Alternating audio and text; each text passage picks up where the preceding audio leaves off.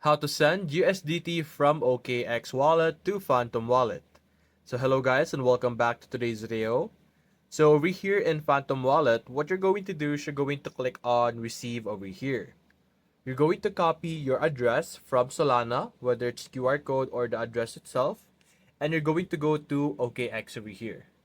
In the OKX, what you're simply going to do is you're going to click on your asset.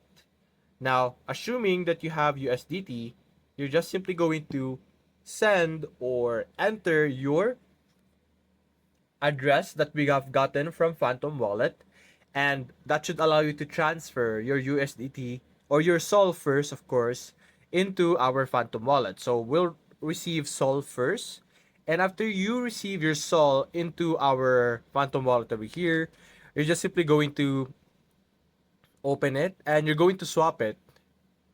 We're going to swap it into USDT. So we have Sol over here on the top, and I'm going to swap this. There we go.